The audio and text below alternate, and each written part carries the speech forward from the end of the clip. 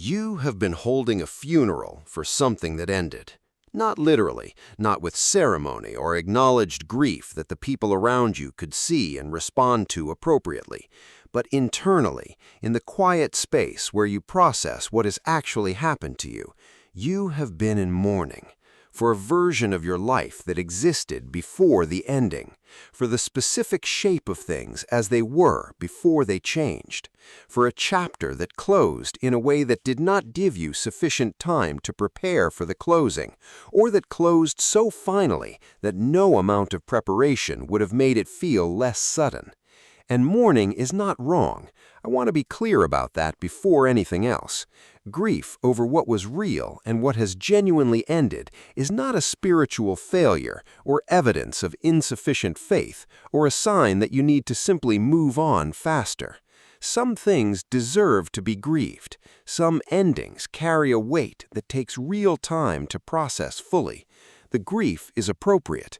But there is a difference between grief that is moving through you and grief that has become your primary residence. And somewhere in the process of honoring what ended, you crossed from the first into the second.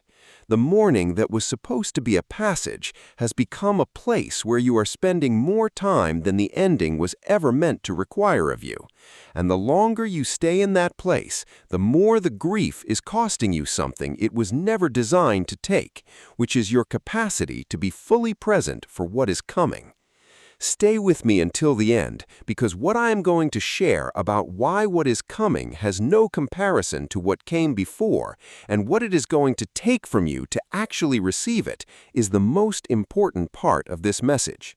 Drop an amen in the comments right now if grief over something that ended has been keeping you more in the past than in the present. Like this video because this word needs to reach every chosen one who has been so focused on what closed that they have not been fully available to see what is opening. And subscribe to this channel because stepping into a new chapter well requires preparation, and every message here is built to provide exactly that. Let me start with something honest about why old chapters are so hard to leave behind, even when we intellectually understand that they have ended.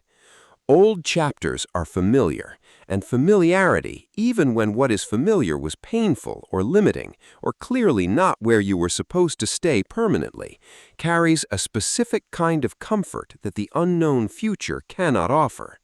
You know the shape of what was. You know how to navigate it, what to expect from it, how to position yourself within it. Even if what was familiar was genuinely difficult, the difficulty was at least known, and known difficulty has a certain comfort over unknown possibility, because unknown possibility, however good it might be, requires you to operate without a map. The grief of the old chapter, while genuinely about what ended, is also sometimes partly about the loss of the familiar map. The grief is not only about what was taken, but for the disorientation of now having to navigate without the reference points that the old chapter provided. This is worth naming honestly, because understanding it changes what you actually need in order to move forward. It is not only about processing the specific loss of what ended, it is also about developing enough trust in what is coming to be willing to navigate the unmapped territory of what comes next without the security of the familiar chapter to return to. Now, let me talk about why what is coming genuinely has no comparison to what came before, because this is a significant claim and it deserves to be supported rather than simply asserted. What is coming was designed for the version of you that exists after the old chapter ended. The old chapter, whatever it contained, shaped you. It developed things in you, built capacities, revealed limits, stripped away certain illusions about yourself and about life that you needed to lose before you could receive what was always meant to come next. The version of you that existed at the beginning of the old chapter was not equipped to receive what is coming. The version of you that existed in the middle of the old chapter was not equipped for it either. The version of you that exists now, on the other side of the ending, shaped by everything the chapter contained, including its painful conclusion, is the version for which what is coming was specifically designed. This means what is coming is not going to be an improved version of what the old chapter offered. It is going to be a different category of thing entirely, sized for who you are now rather than who you were then, calibrated for the capacities you have developed rather than the ones you had before the old chapter developed them, requiring and rewarding a depth and a groundedness and a specific kind of readiness that the old chapter was the process of building. You could not have received it before the old chapter ended, because the ending of the old chapter was part of what prepared you to receive what comes next. What is coming carries a dimension of meaning that the old chapter, however significant it was, could not have held. There is a particular quality of depth that comes to things that arrive after genuine loss and genuine transformation, not because loss is inherently redemptive, it is not, and romanticizing difficulty is its own kind of distortion, but because a person who has genuinely lost something significant and genuinely processed that loss arrives at what comes next with a capacity for appreciation, for recognition of value, for being fully present to what they are receiving that was not available before the loss. The same gift received at two different points in a person's life, before significant loss and after it, is experienced differently. Not because the gift itself changed, but because the person receiving it changed. What arrives now is going to be received with a depth that the same thing received earlier could not have been, because the receiving apparatus has been transformed by what the old chapter contained and ended with. That transformation of the receiving capacity is part of what makes what is coming incomparable to what came before. It is not only that what is coming is better, it is that who is receiving it is better positioned to actually receive it fully. Drop an amen in the comments right now if you can already sense that who you are now, shaped by the ending of the old chapter, is more ready for something significant than the version of you that existed before the chapter closed.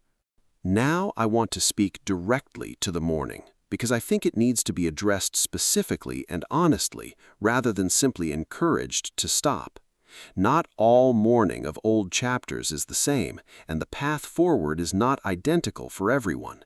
If the old chapter ended recently, the mourning is probably still in its appropriate phase. Grief has a natural timeline, and that timeline is different for different kinds of loss. Trying to move past grief before it has actually completed its work does not produce genuine forward movement. It produces a kind of performance of moving on that carries the unprocessed grief underneath it into the next chapter, where it surfaces at inconvenient moments and complicates what was supposed to be new. If the old chapter ended a long time ago and the mourning has continued well beyond the natural processing phase, something different is probably happening.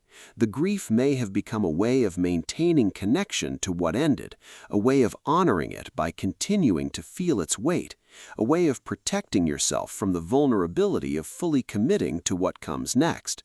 These are understandable motivations, but they come at a cost.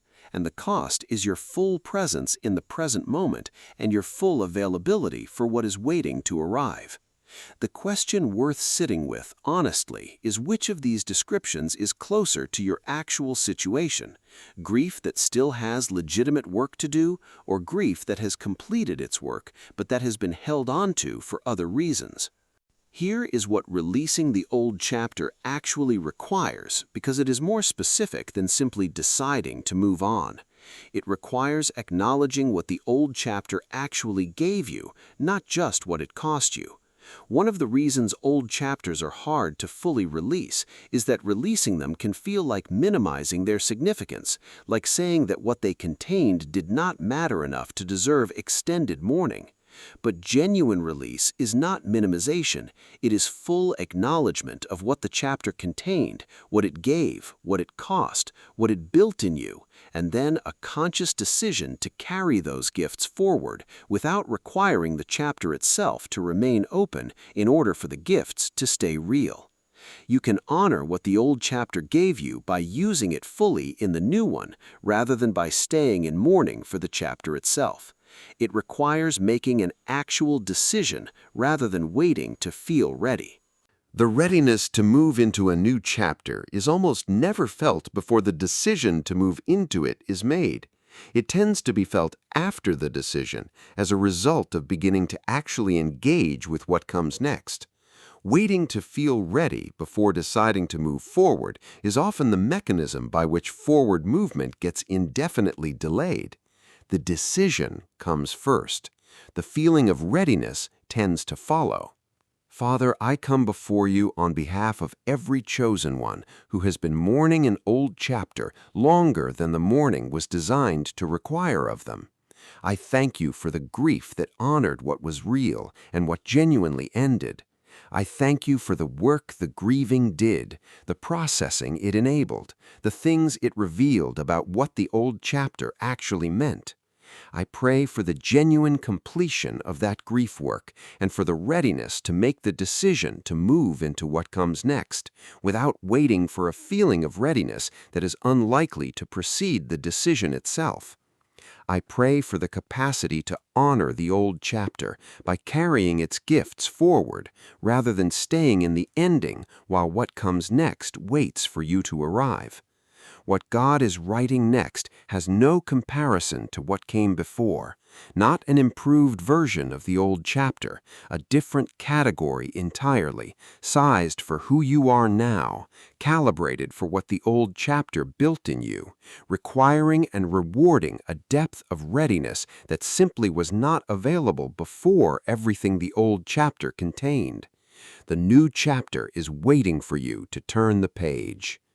Like this video if grief over an old chapter has been keeping you more in the past than in the present. Share it with someone who has been mourning something that ended and needs permission to begin moving toward what comes next. And drop an amen in the comments if you are making the decision today to turn the page, not because the old chapter did not matter, but because what comes next matters enough to deserve all of you. The old chapter is closed. Turn the page. What is written next is going to make you glad you did.